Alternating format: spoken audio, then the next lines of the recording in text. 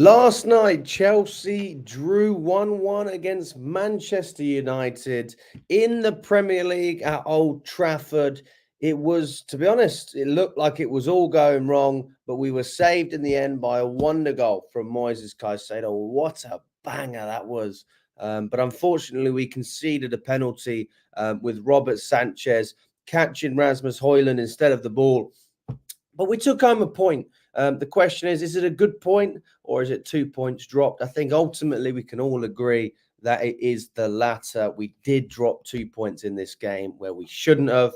Big up to everyone that's watching. I hope you're all doing very well. Welcome to Chelsea Fan TV. My name is Alex. We're going to be breaking down this game bit by bit, player by player, and going from there. But listen, before I'll get into it, I just want to say to everyone, if you haven't already, smash the like button on this video. It shows us that you are enjoying the content, and it just gives us an idea of what you think. But yeah, for me, guys, I mean, my initial reaction to this game was not that bad. But the more I think about it, the more I think it was there for the taking. I mean, Manchester United are not a bad team, guys. Let's not say that. Manchester United are not a bad team, but this is the worst Manchester United team in a long time. Yeah, they are rubbish compared to what Manchester United should be, and that is the problem. Yeah, I'm not saying that we should go to Old Trafford and win every single time, but this was our chance. They just sacked Ten Hag. They haven't even really had the manager bounce because the manager's not even there yet. Amarin doesn't start until after the after the break or maybe just before, from the 11th or something like that. Anyway, they had Van Nistelrooy. We had it all to play for, and I would have loved to sit here drinking Man United tears, but it's not to be, and here we are. So yeah, I mean, let's break it down. Like let's go straight into it. Personally, if I had to analyze the game, the first half was pretty boring. We can all agree that there wasn't much going on in that first half. And I think it was fairly evenly contested. I'm not going to say one team dominated or didn't dominate. Manchester United had good chances. They hit the post right at the end of the first half with Rashford. We hit the post from a set piece from a Madueke header.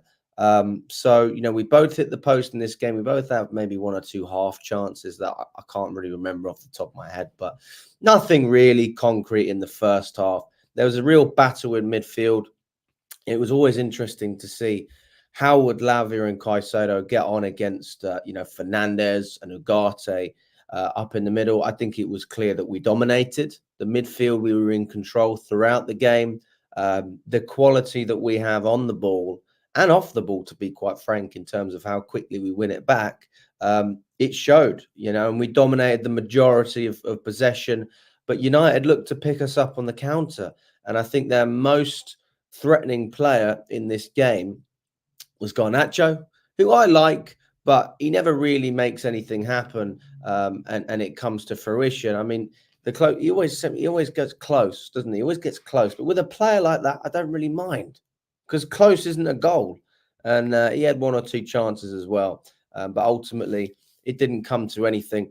I don't understand what United fans think they could have done to get more out of this game without sitting back.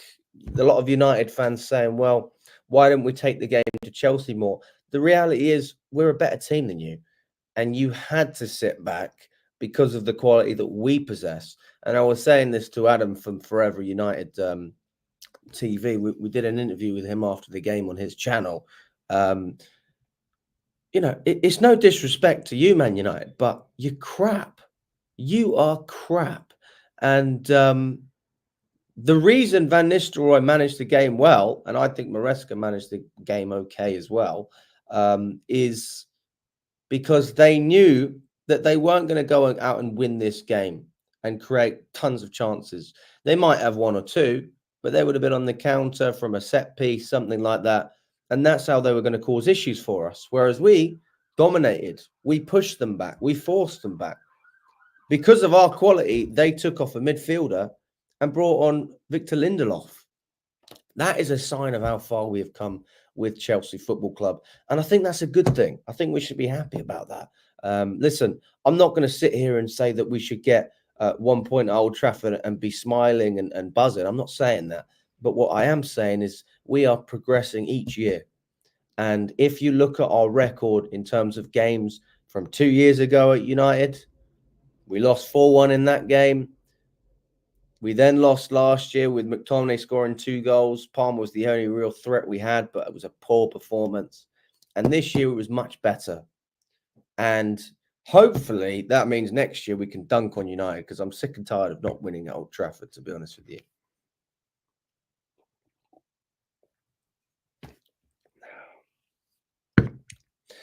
But ultimately, we've got to look at the good and we've got to look at the bad.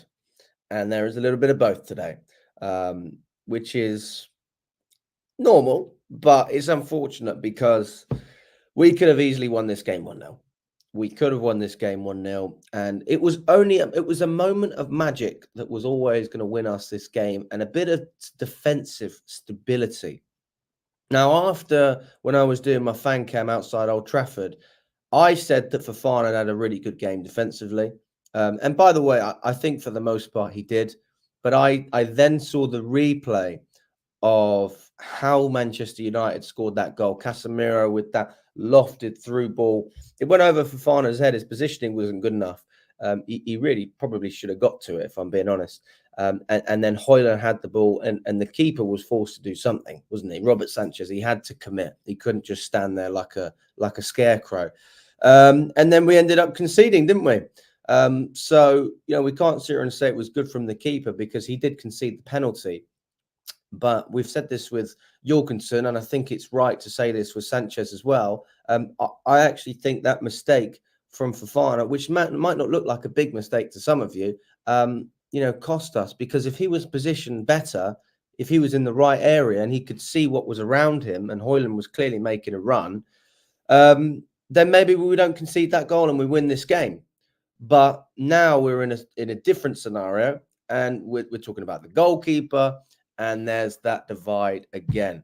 Now, this is also Maresca's fault, because I think we can all agree that ultimately Robert Sanchez is not good enough to be Chelsea's keeper. I mean, I said probably 2 or 3 games ago, I'll give the guy a chance. Every chance he's had since then, he's been causing us problems. So I feel like I've almost been spat in the face a little bit. Why is it that we give a keeper such a great opportunity and he keeps fluffing it up? It's clearly not because he doesn't want to be Chelsea's goalkeeper. So it has to be because he's not good enough. And these are the harsh facts. You have to look at it game by game over a long period and say, is anything changing? Now, a year ago, we were complaining about Robert Sanchez because of the poor distribution against Brighton, or the silly mistake against Arsenal, or the many, many times where he could have conceded a goal from a stupid mistake. But it wasn't to be this time from distribution. It was just poor goalkeeping, which is actually one of the things that I have complimented him on. So listen, for me, we're definitely going to have a conversation about Robert Sanchez. There needs to be a conversation about Robert Sanchez. This guy is a good keeper, but he is nowhere near the level required for Chelsea Football Club. I mean, to be honest, people say, listen, get him to a lower team in the Premier League. What do you want as in any team? You want your goalkeeper to be reliable.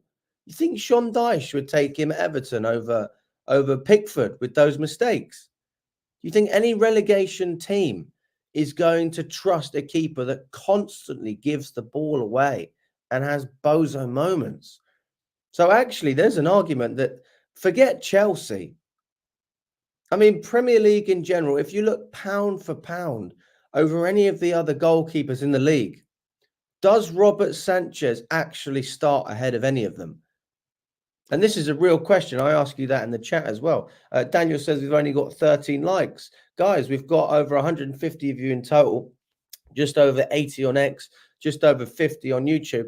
Can we get up to 35 likes on YouTube to start off? Let's get up to 35 likes, people. Big up to everyone watching as well. I hope you're all doing very well. Listen, it's always a pleasure to be on here, but if you like the video, it just tells me that you enjoy it. I mean, that always helps. But I mean, my overall perception of that game wasn't negative. Some people said, "Oh, it's an absolute disgrace." Well, listen, our expectation was to win, especially after Newcastle. I mean, I said, "Jesus Christ, Maresca, you want to drop 11 players, and you think if you don't win against United, that's acceptable."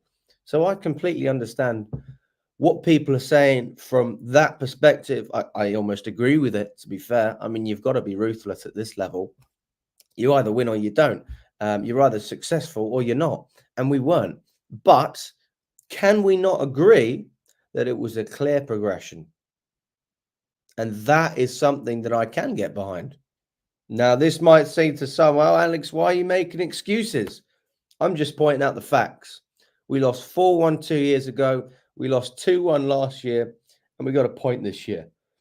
Next year, I need to see a win at United. I need to see improvements every single year. If I'm seeing improvements every year, then I haven't got a problem, because that's the job of the manager, to improve the team. I'm not expecting him to finish top of the table and beat everyone, but I'd like to see clear progression. I think we did see clear progression from last season. I mean, we weren't even in the game last year. This year we had control. Can we not all agree on that? We had control this time. But listen, I think that ultimately one decision confused me. My prediction was spot on for 10 players. The only player that I didn't understand, why are we starting Reece James as a left back? What is the strategy here when you've got arguably the best left back in the league with Cucurella sitting on the bench? It's clear to see that you want balance. You need balance. If you do not have a left-sided left back, you have less balance. This is not rocket science for me. And that's not even to say that Reece James was bad, because he wasn't that bad. It was actually Gusto who's causing problems on the other side. Gives the ball away countless times. I think he is being asked to play a style of football that maybe he's struggling with. I see a lot of attempted passes with his left foot. He's trying to be creative, inverting into the midfield, a bit like Cucurella. And listen, he can do that role, but he didn't have a good game. And he's nowhere near as good at inverting as Cucurella, for example, because I haven't seen a bad game for Cucurella when he has inverted. So why take the risk? And then you look at the midfield as well. Listen, for me, Lavia and Caicedo, they're going to become one of the best pairings in the league. They really will. If we can keep them fit. I mean, Caicedo is coming along leaps and bounds, and we've barely even seen anything of Lavia. He's not even fully fit. He can't play consistent 90 minutes back-to-back yet, which is why he came off for Enzo Fernandez, although I would argue it was actually not a bad tactical change. Fernandez certainly tried to make things happen, and he had the chance, but he didn't take it. I mean, we really should have won that game. Let's be honest. We fluffed our chances. And ultimately, we've only got ourselves to blame. But it's always nice to know that even after a game like this, I'm not looking at United and saying, "Oh, they were too good." I'm saying, Chelsea, we could do better. We know what we're capable of. People get frustrated by that, but at least we're in control of our own destiny. I thought Jackson was quiet throughout the game. I thought he was silent. I don't think that he really caused any problems. I think part of the reason for that is that Palmer was a little bit deeper. Usually they have that chemistry, don't they? They link up together. But with Palmer being man-marked in so many of these games, he's dropping into different positions. He started off deeper on the left, and then he finished up further on the right-hand side when Cucurella came on. So I do think that that's part of the reason that we didn't see Nicholas Jackson perform to the best of his ability, because he's used to having Palmer so close to him. But yeah, listen, I think as a player like Nicholas Jackson, he's entitled to have a bad game. He's been very good this year. But again, listen, if you're having the argument of Nkunku or Jackson, maybe you say, well, listen, Nkunku deserves a chance now, but he wasn't great against Newcastle. He was rubbish. So it was more of the same really up top. In terms of our wing play, I think that Madueke was okay. Really should have scored that header, if we're being totally honest. Although VAR might have given a push, because he did push someone in the box before that attempt. No real chances for Madueke from what I can remember. Apart from that, he tried to create a little bit. Listen, United defended well. They defended well. They made it difficult to attack them, and then they were looking to counter. So it wasn't like playing a normal top six side. It was almost like playing Nottingham Forest at times. I wouldn't say it was a low block quite as much, but you understand what I'm saying. I think Ruben, what's his name? Pedro Neto was absolutely fantastic in this game. The impact that he had when he moved onto the right side was unquestionable. Everybody could see that he is a player that makes things happen. And he just, you know what? I'm not saying Madueke likes to make things happen, doesn't he? But there is a drive about Pedro Neto that Madueke cannot compete with, because it's just an energy. It's so contagious. It's not like he runs to the ball with intent. He sprints. He's so intense. That is what I want to see from every Chelsea player. If every Chelsea player did that, oh my God.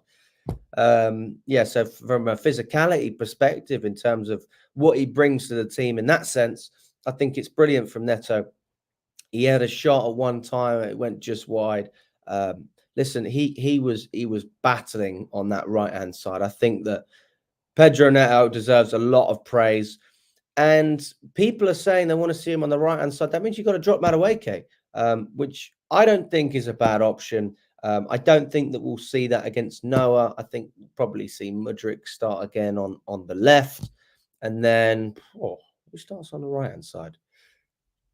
We'll go to that when we come to it. But yeah, I think there's an argument to be had about Madueke being dropped in the league. So maybe that's what we need to see, him playing on Thursday night, to get some more minutes. So we see Neto on the right and Sancho on the left side. That's a fair argument. But ultimately, as always, you know, we break it down. We see what the manager said as well. Yeah, listen, I think this is a good stat to start off with. Everyone's saying that you have an agenda on Robert Sanchez. Have a look at this, guys. Robert Sanchez has 2 errors leading to goals and 2 penalties committed in just 10 games. Kepa had 3 errors leading to goals throughout his entire Chelsea career in the Premier League.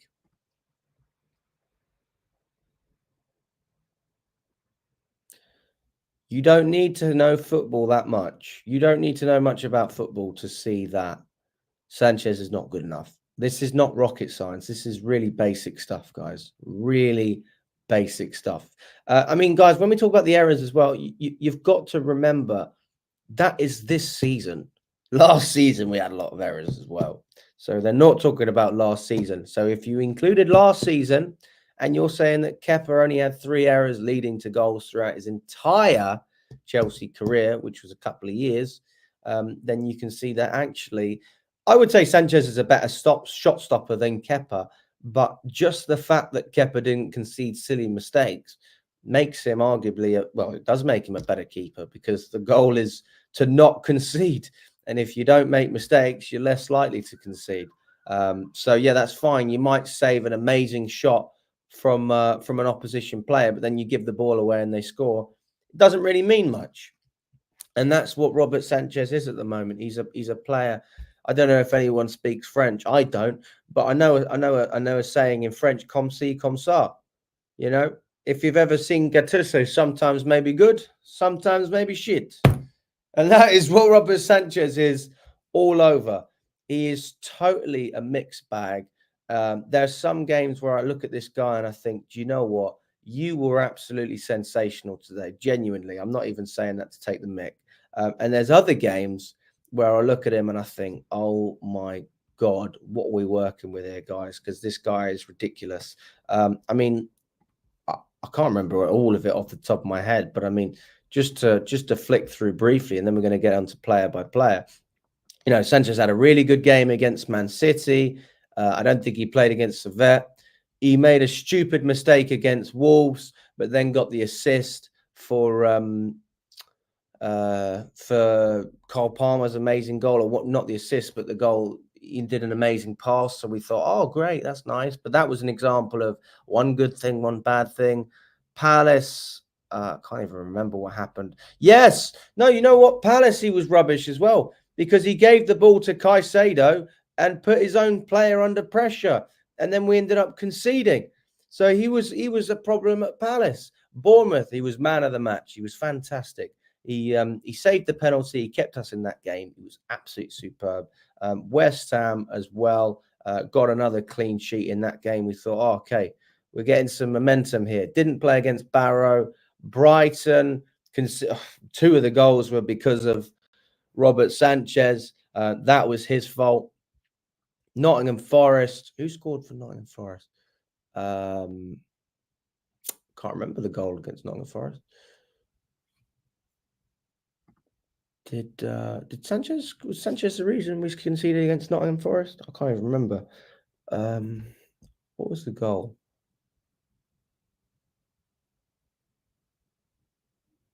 I actually can't remember. So I'm going to presume he didn't make a mistake in that. Yes, no, you're right, guys. Yes, he was good because he made that late save, didn't he? We could have lost that game. So Sanchez wasn't that bad in that game, but he made another mistake away at Anfield. And that was Curtis Jones's goal. Almost conceded a penalty. It turned out to be ruled offside with VAR, but you could argue that Sanchez should have saved that Curtis Jones goal. So for that reason, listen, you can't really give him any praise after that game against Liverpool. Newcastle, God, what happened in that game? Oh, mate, this is the one where, is this the one where he conceded that stupid? Is that the one where he come out to punch it? Or was that a different game? I don't even remember, guys. There's so many mistakes. You get what I'm saying.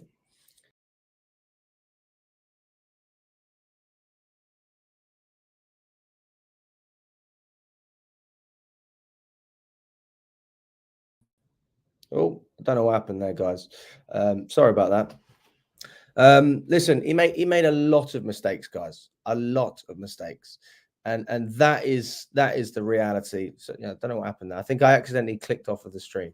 But yeah, so that's my point. Is sometimes it's great and sometimes it's not good at all. And that is the concern with Sanchez. Is that not a fair concern? I'm not exaggerating here. Like this is a valid point. But listen, we've gone through Robert Sanchez, so I don't think we really need to touch on him much more. Let's look at this player here who started off as a left back, Reece James.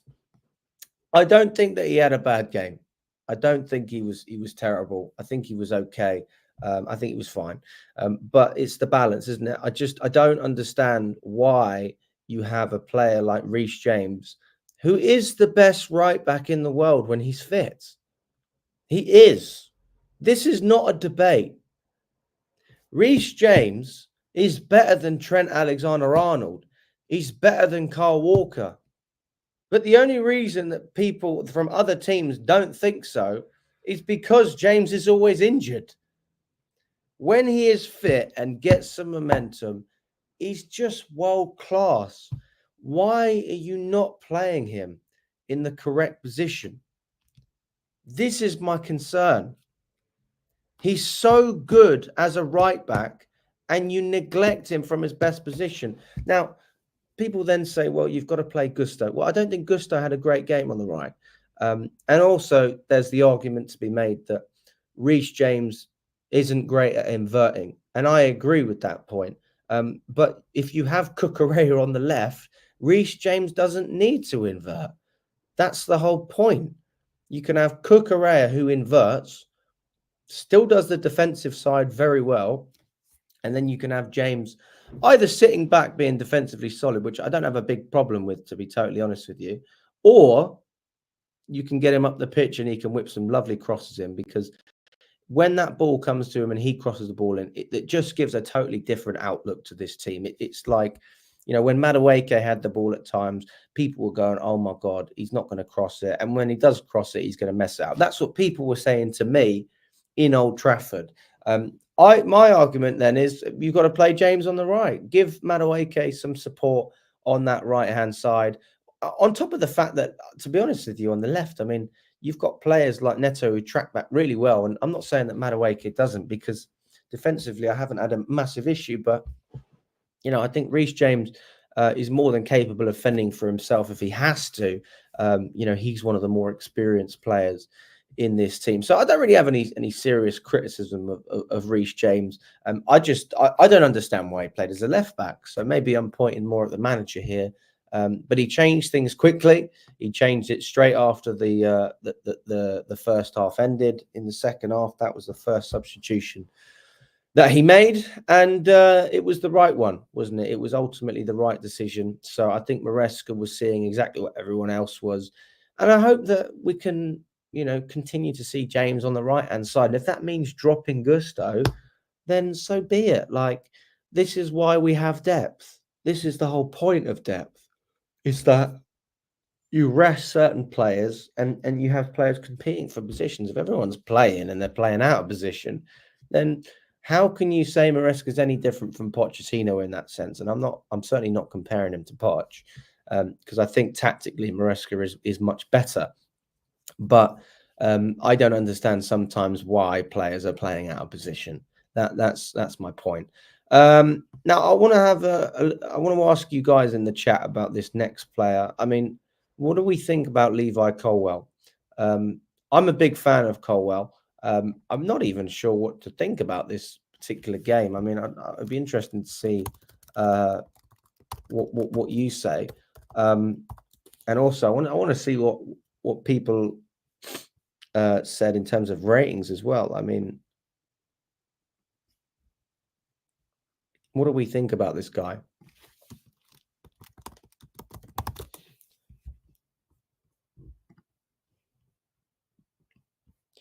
Let's see what you guys are saying in the chat. Big up to Daniel Knight. I hope you're doing very well, my friend. He said Sanchez is not good enough. He always makes me nervous every single time with the ball. And we want Chelsea to challenge for the title. We need a top goalkeeper next summer. 2 points dropped. I agree with you on that, Daniel. Haran says the same thing. He thinks that Sanchez cost us this game. K Money says United were lucky because they don't have a good attack. Enzo Fernandez is on the train from Manny to London with my mate right now. What?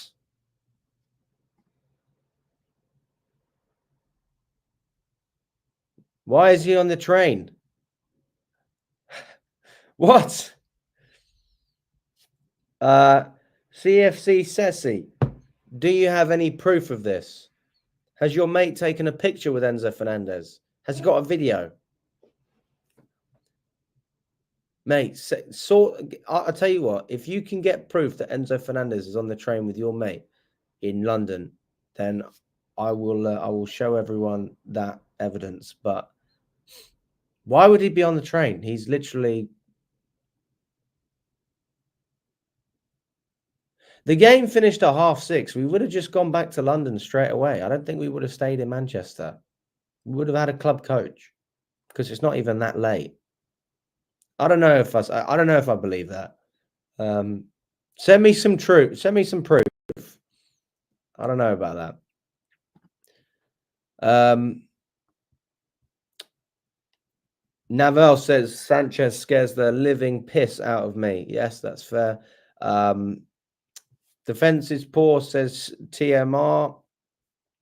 What have you guys said about Colwill?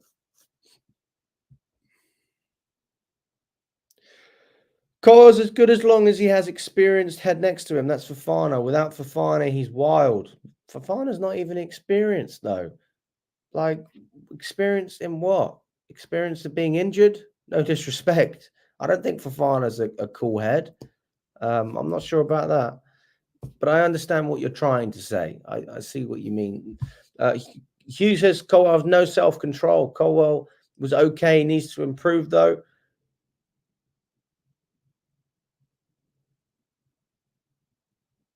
Yeah. I mean, maybe that's probably a good analysis in itself. The fact that I don't really know what to say about Colwell is, I thought he was okay.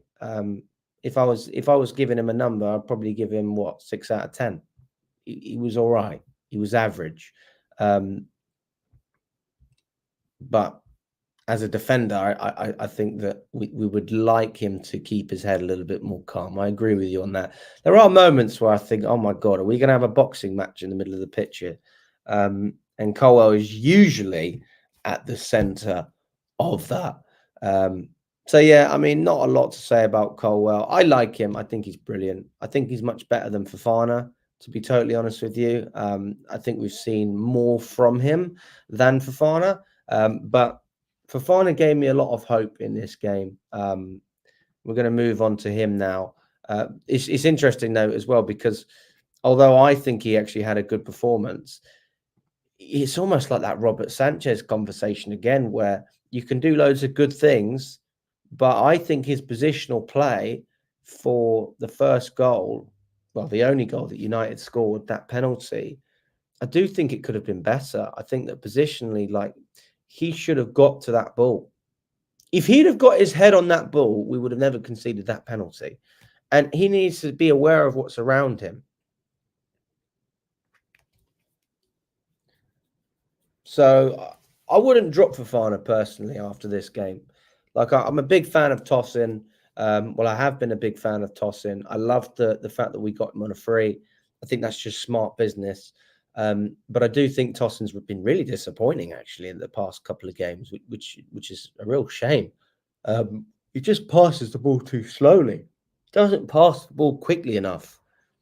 And Fofana has a more of an energy than Tosin. Although, yeah, I still think he's made too many mistakes this season. I don't think we can really go on the hype train about Fofana. I think he's been pretty average. He's been okay. But yeah, overall, like, if I was taking away the mistake for the penalty, I would say that I think Fofana had a good game. I really do. I think actually, if you take away the mistake, he probably had a better game than Colwell. But Colwell didn't, wasn't at fault for the penalty, in my opinion. It was Fofana. He was the one who put his goalkeeper under pressure by not claiming that ball beforehand, by not being in the right position to intercept. So that is why Fofana definitely deserves some heat. But I did think that throughout the game, there were a lot of moments where I went, wow, that was good from Fofana.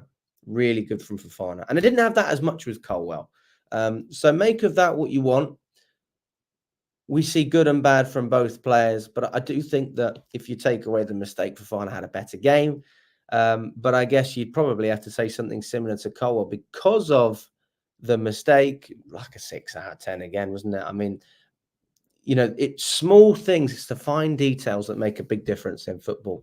And it's so critical, isn't it? It's so harsh, but that is the reality at this level. You have to make things happen and be in control. And if you're not in control, you'll give away chances. And that's what we did. Not a lot of chances, but United don't need a lot of chances, especially with a penalty. I mean, you got Bruno Fernandes, the penalty merchant. He buried it. He celebrated like he scored a bicycle kick. And, and then we come back with Caicedo, we equalise. So, we can't sit here crying too much. But it's still disappointing not to come away with 3 points. And that's my take on it. So, yeah, probably a 6 out of 10 for fun. Maybe 6.5 out of 10. Yeah, that's where I stand on him. Now, one of the players that I wasn't impressed with was Malo Gusto. I do think that he had a poor game. I think he was really poor. And I'm surprised that he was so poor. I mean, listen, that's probably why James is on the left instead of Gusto, because even in Gusto's better position, he still didn't really thrive. He didn't thrive, full stop. And James is able to compensate on the left. Oh, I need some water.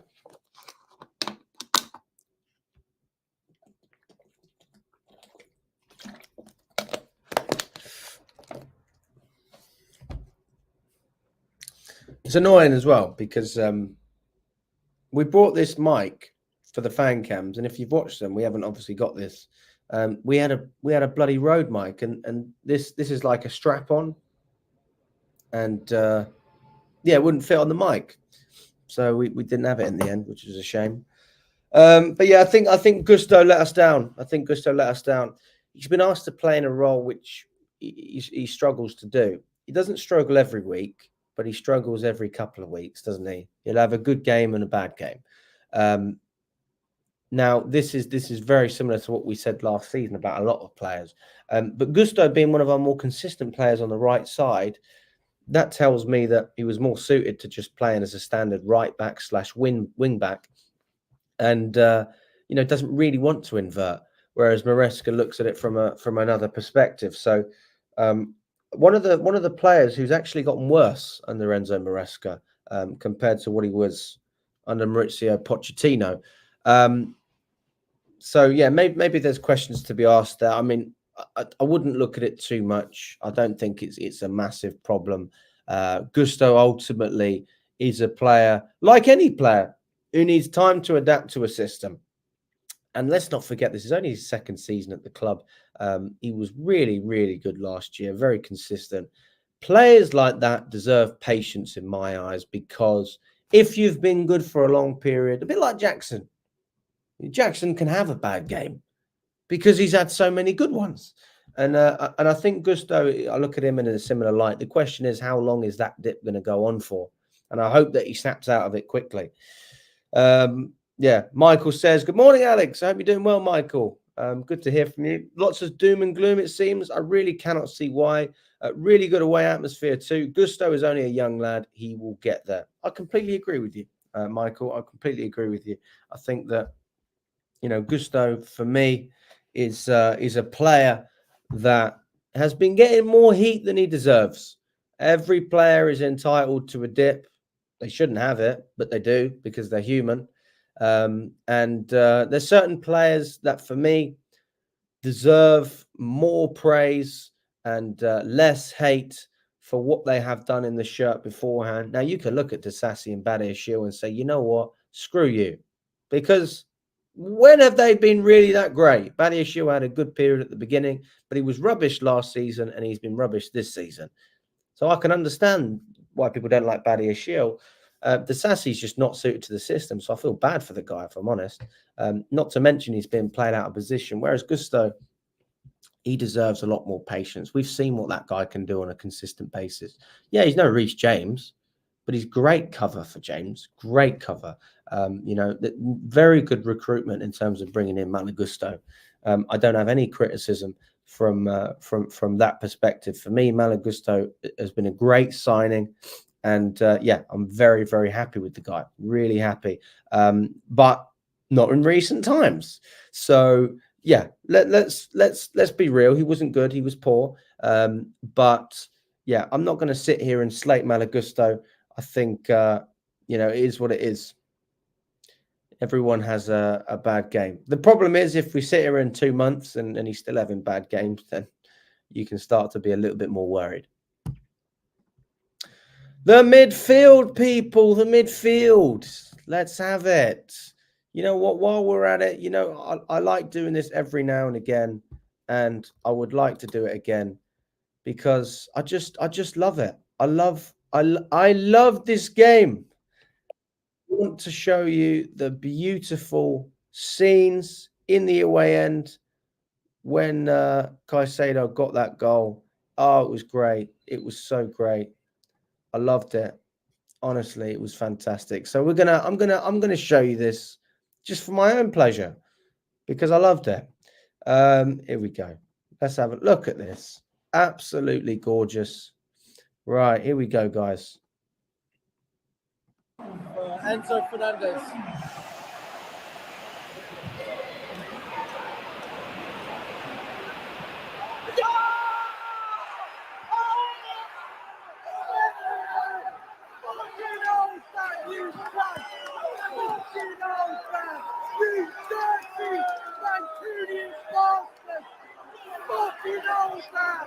Hold that, Josh! Hold that, Kieran! Adam! Say, United stand by Goldman. Fucking hell, man. Yeah. Fucking hell, man. Oh, you bastard. Keep fucking crying, Keep mate. crying. Keep fucking crying. Oh, man. It's fucking lovely.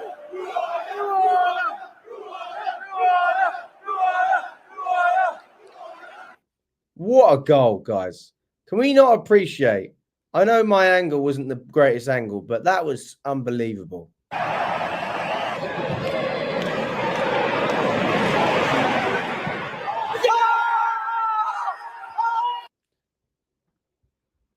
Incredible goal from Caicedo. Incredible. Baller. I like saying that word. I don't think I said it that much last season. Maybe I said it about Cole Palmer. Oh, he's a baller. He's so good. Now, there was a statistic as well that came up about Caicedo, which I'll try and find, and it was all about his, how he intercepts the ball. And one of the most amazing things about this is the fact that Moises Caicedo has won the most tackles in the Premier League this season. Now, this is what I'm trying to say. It's this stat is not just impressive because it's Caicedo. Yeah, you have players at Crystal Palace, Nottingham Forest, other teams that don't dominate possession. Yeah, so they have the opportunity to win the ball back constantly because they don't have the ball the majority of the time. And then you have a player like Moises Caicedo who plays in a team that generally like to dominate the play. We like to control. We like to have the ball.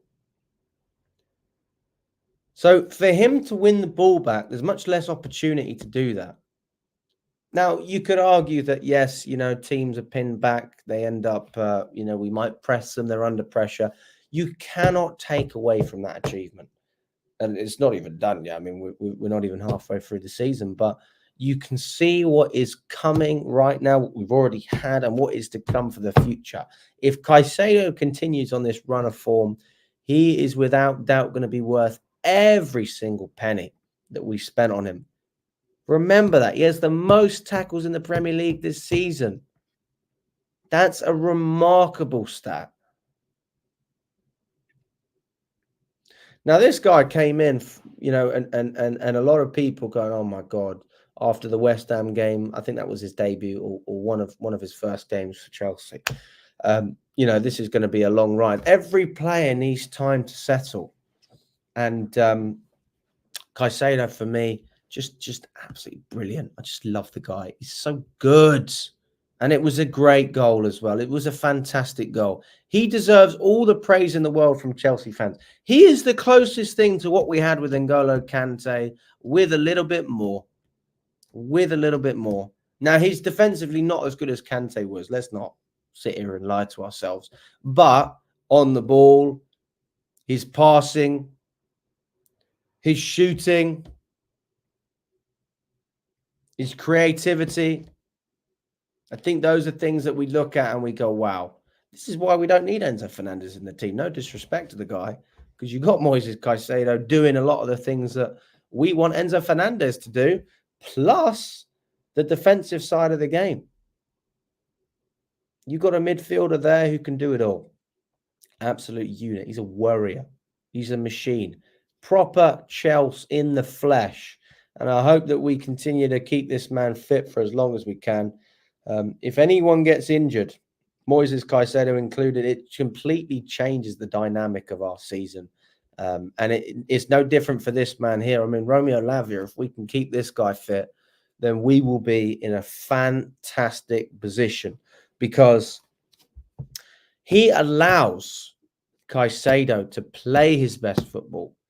When Caicedo has played next to Enzo Fernandez, he's played in a restricted way. It's almost like he knows he has to make up for the lack of defensive work that Enzo Fernandez does. And therefore, he just doesn't thrive as much. He doesn't seem as confident, whereas Lavia gives him that stability, and they work really well. That partnership is going to be arguably the best midfield partnership in the midfield in the Premier League,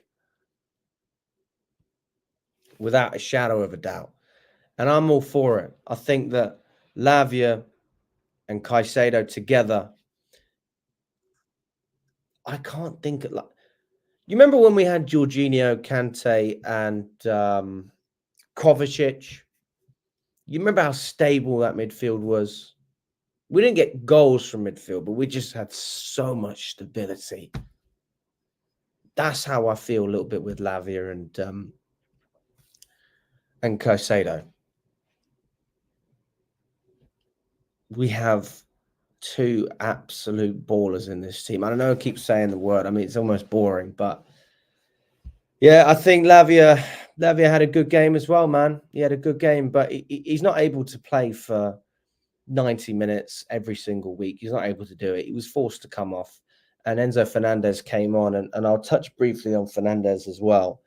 I think that Fernandez actually wasn't a bad substitution to make, especially considering you had Lavia that had to come off for protection purposes. Enzo Fernandez came on, and we knew that we needed a creative spark, and we were asking Fernandez to be that. And he had that great chance and it went over the bar. So, Fernandez certainly put himself in a position to be able to win this game for Chelsea, but he didn't. And if he can't make an impact off the bench, if he can't start games and perform, then you're never going to see him start ahead of Lavia in the Premier League. But to be honest, I don't feel like we're missing out on much when you've got Caicedo playing with Lavia, because the two of them just have a great chemistry. There is no other way of putting it. They have a great chemistry. They complement each other, the way they play. And I've got nothing but good things to say about the guys. Right, let's move up the pitch. Noni Madueke, I've already touched on him briefly, but I'll speak about him again. Madueke for me is a player who has been okay this season. He's been all right.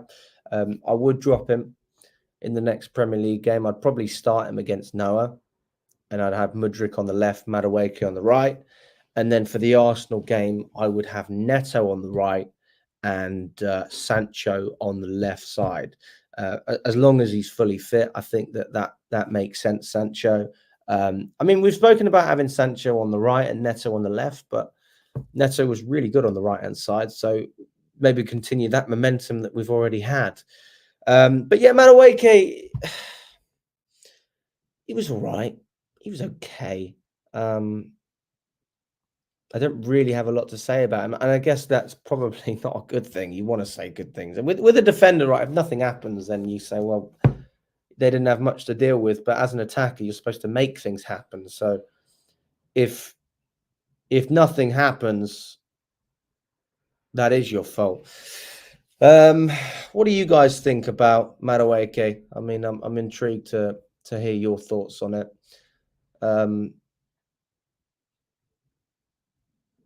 Alex says we need Sancho on the left and Neto on the right from now on. Reece on the right, Cucurella on the left. That's how the standard team should be. I think that's very fair.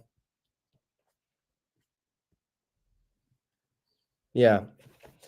Not a lot of praise for Madueke. I thought he was okay. Malo Gusto was quite far up the pitch. You're absolutely right, Alex. So Madueke, he did have to cover him. Maybe that was part of the reason that he struggled. And maybe that's also part of the reason that Pedro Neto was moved on to the... Actually, no, that couldn't have been why, because Malo Gusto come off anyway. Defensively, I guess he was covering Malo Gusto. But up top, I didn't see much, to be honest. I thought he was okay. No real compliments. He did okay. 5 out of 10, 6 out of 10. I mean, I can't really say much more. I would have liked to have seen a little bit more posing threat from Madueke, but we didn't see that. That's my opinion on him. Neto for me on the right-hand side, it's a no-brainer that this guy had to be up there as one of the best players on the pitch for Chelsea, if not our best player, especially in the second half. I mean, Caicedo obviously number one, but I mean Neto not far behind. Yeah, I mean this guy he's great. He's just brilliant. He's so positive. You know, we speak about Madueke's attitude, and actually Madueke's attitude has improved massively, but we never had any question marks over Pedro Neto's attitude and what he could bring to the team. He was a ready-made player when he came here. He was a ready-made player. And when you're restricted, pardon me. Whew, come on, guys. I've had my tea already, so I'm okay. When you come in from a club like Wolves and you're capped, that there's only so much higher you can go. But at Chelsea, the ceiling is much, much higher. And I want to see Pedro Neto break that ceiling. I want to see him do it. I want to see him scoring goals, winning these games. I want to see him contributing all over the pitch. What he does is cause absolute nightmares to anyone that he's playing against. I can't even remember who was on the left side, if it was Dallo or Mazrai. I can't even pronounce his name. It was one of them, but he was causing problems for both of them because he was on both sides anyway. And just a total machine. If we can keep this guy fit, there's no doubt in my mind he's our best winger. No doubt in my mind he's our best winger. Because to have that consistency up top and defensively, I know he's not scoring goals every week, but he is one of the danger players, and his decision making is good as well. With Sancho, we say, why doesn't he shoot more? With Madueke, we say, why doesn't he pass more? Why doesn't he make the right decision? I don't think we ever have that problem with Pedro Neto, and that is a testament to his character and his footballing IQ. I mean, we haven't even spoken about Mudryk yet, but I mean, if we have Neto playing his best football, you've got Sancho as well, Madueke. It's really hard for Mudryk to get any minutes. And we will touch on Mudryk just after. But yeah, Pedro Neto for me, really, really top player, really good. I just hope we can keep him fit. Solid performance. And that tactical tweak from Enzo Maresca made a big difference, putting him on the right and Cucurella in his natural position as a left back, taking Gusto off and putting James on the right. That gave us a lot more balance, a lot more control. And United then really, their job was to contain us rather than go out and win this game. That was what they were thinking. How do we stay in here? Not how do we actually break Chelsea down? So yeah, big up to Maresca for the change in that sense. But yeah, let's touch briefly on Mykhailo Mudryk. I mean, listen, I don't think it was a bad thing to see him coming on. I think he certainly deserves minutes. He's improved under Maresca. He did not make an impact in this game. He did not make an impact. His impact was very limited. Nina said to me after when I was interviewing, she said Mudryk got a silent assist for the goal that Caicedo scored, and if you see the volley, Caicedo actually nutmegged Mudryk, which is quite funny. I don't think Mudryk knew what was going on, but it worked. So fair play to the man. There's your silent assist right there. But yeah, he needs to do more. He needs to do more when he comes on. For a player with such pace, this is where Neto's so good. Neto has a lot of pace. He has a lot of energy as well. And I don't see that same energy with Mudryk. It's like he's got this bubble around him and he needs to just pop it. He needs to burst it. Just run, man. Run. Why are you slow at times? Why do you pass backwards when you know if you take on a player one-on-one, you're going to beat them for pace? And then what do you have to do? You've got to do one thing, whip a ball in, whip a cross in, which Mudryk can do very well, actually. He just doesn't put himself in a position to do that. So it's all about his mental side for me. Mudryk's mental side, and maybe that's tactical as well. Just, God, frustrates me. He frustrates me. But we have to remember that this guy is improving. And from where he was last season, in terms of some of the decision making he had, he is getting better. And I hope he can continue to get better and better because Mudryk is Mudryk. And if Enzo Maresca can get the best out of Mudryk, then give the man a pay rise. Because even I gave up on Mudryk, to be honest with you. I gave up on him in pre-season. I thought to myself, Jesus Christ, what am I seeing? But yeah, Maresca seems to be getting a little tick out of him. So if we can see Mudryk playing more consistently for Chelsea and getting that final end product on a consistent basis, then he's going to be a really important player. But he didn't use his abilities like he should have against United. I think you just, listen, know your strengths, guys. If your strength is pace, use pace. If you're a shooter, shoot. If you like getting physical, get in the box and let's whip some crosses in. Yeah, Mudryk, just use your part of use the part of your game that you know you can rely on. You can rely on those legs to run, so do it. Yeah, Nicholas Jackson was silent in this game. He was kept out. He didn't really have much help, if I'm totally honest. Usually his hold-up play is better though, so for that reason, maybe you could say, yeah. Oh God, I'm so tired. Why am I so tired?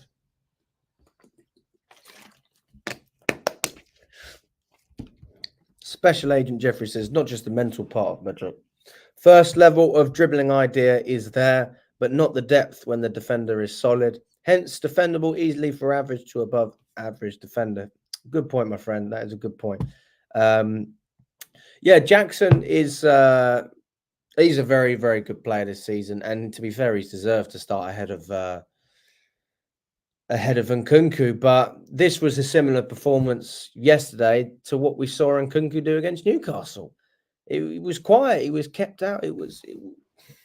Yeah, Jackson was poor. But for me, Jackson, I can't shit on the guy. I mean, the guy's been fantastic. Look at his stats. He's almost got a goal or assist every single game he's played. You're not going to score goals every single week. I mean, Adam said to me after from Forever United TV, went, well, is he going to score hat tricks, against small teams, or is he going to score consistent goals? And Jackson's been consistent. But yeah, I mean, listen, if he bounces back and scores against Arsenal, who's going to complain? But it would have been nice to see him, create more of an impact. I do think that he benefits from having players like Palmer around him. And because Palmer wasn't there, that's probably one of the reasons that we didn't see Jackson shine. So for that reason, yeah, we didn't see the best of Jackson. Have I missed anyone out? Enzo Fernandez, we've spoken about him. Oh, yeah. I always forget Palmer. Why do I always forget the best player? Well, he wasn't the best player against United, that's for sure. But, yeah, I mean, first of all, I hope he's doing well because that challenge from Lisandro Martinez was nothing short of an absolute disgrace. And listen, I don't care if he barely touched him or what. Listen, the guy had ice on there. You can, don't mess with Cole Palmer. That scared the hell out of me when that challenge went, and I went, oh my God. But he's felt the heat of it because after the game, Maresca said, he's still taking care of it. I mean, he managed to play on, but presumably he played with pain. Palmer was, he tried to make things happen, didn't he? But it just didn't work. I mean, he is adjusting to life as being the best player on the pitch always, and he's being treated like the best player now, whereas last season people didn't really know too much about him. So Palmer's in a different position now where he is now being forced to drop a little bit deeper. We saw him start further on the left-hand side in the first half. In the second half, he was further to the right. And then when we had Cucurella, it balanced itself out. I think it looked more natural. But, yeah, Palmer's not really able to get in as close to Jackson as I would have liked. And then we could have seen that link up. So for me, it was a pretty average performance from Palmer. But listen, I hope he's well. That's the most important thing. As long as he's healthy, that always helps. How Martinez and Ugarte played for 90 minutes, who knows? I love Palmer, but don't like the fact that every team knows he's our main creative outlet and just marking him adversely affects the whole team. Yeah, but that's something for him to figure out, and also Enzo Maresca, right? We've got to find other solutions and get other players to produce. We can't just rely on Palmer, otherwise we're going to be in big trouble. But yeah, listen, big up as well to Omely, guys. If you don't know who Omely is, it's a new app where you can chat with anyone regarding football. It's literally an app designed for football fans, which I presume you are if you're watching. It's totally free. Download it. We've got a QR code on screen. We've also got a link in the description. I will be doing a show on there probably tomorrow, talking about the game yesterday, as well as previewing the Noah game. I should be on there with maybe Charlie or Nina. So stay posted, jump on, come and chat to us, and download it now. But also, big shout out to everyone that's been watching. We've got 325 people at the moment, if you include X and YouTube as well. Let's get up to 60 likes on YouTube. Smash the likes button, guys. It just shows that you do enjoy what we're doing. I'm trying my best to be consistent with these streams. And the morning shows as well. I think that's the way to go. I should have started a bit earlier, really, but we got back quite late from Manchester. Because we were recording the fan cams after the game. But I hope you're all doing well. Listen, enjoy the rest of your day, guys. And I will speak with you very, very soon.